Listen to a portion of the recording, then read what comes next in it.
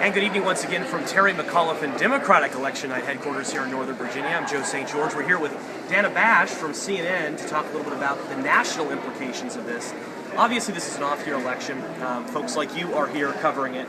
What are some of the observations from a national's perspective in this governor's race? Well, you know, not only from a national perspective, but for me, I cover Congress.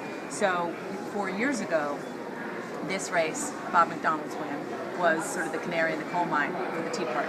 And it really was the beginning of what we saw in 2010, the Tea Party wave that allowed Republicans to take the House.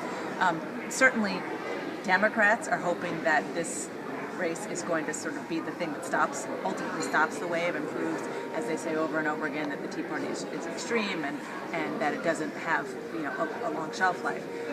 Unclear if that's really going to be the case, because I do think that it's going to be harder to take a national message from this year. Why? Because a big issue, as you know better than I do, covering this so closely, has been the shutdown, because it's such a local, it has such a local impact here. Unclear if that's really going to play in close races in 2014 in Iowa or in California, the way it really has a personal impact on voters in Virginia, particularly Northern Virginia and down in the Tidewater area.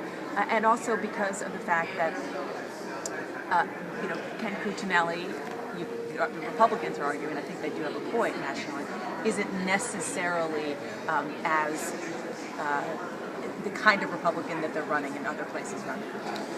With another governor's race right now is Chris Christie in New Jersey, in which polls indicate it should be a fun night to be a Republican in New Jersey, but polls indicating here it may not be a fun night in Virginia. Yeah. Is this really an example of the Republican Party internal war right now? Two different wings trying to fight for the same message, fight for voters? It is, obviously, but it's the Republican Party fighting in two very different battlefields.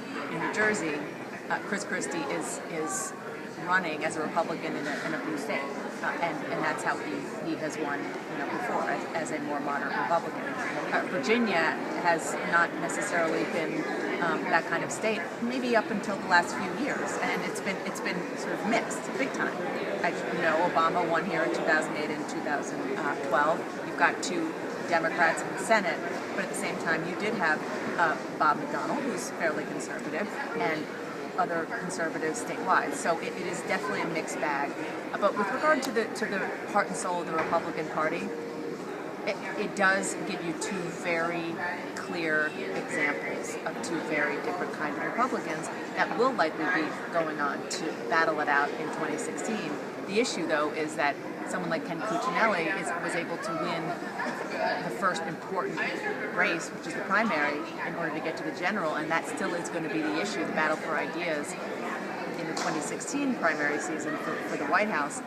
And those voters are the same, meaning they're still very conservative. So Chris Christie might be very appealing in a blue state like New Jersey, but he's still going to have a heck of a time with Republicans in Iowa or even New Hampshire. CNN's Dana Bash joining us here on this lovely couch in the lobby of the Sheraton Premier. So when you get bored with our coverage here on WTVR, tune it over to CNN and you can watch Dana a little bit later this evening. For now, I'm Joe St. George in Northern Virginia.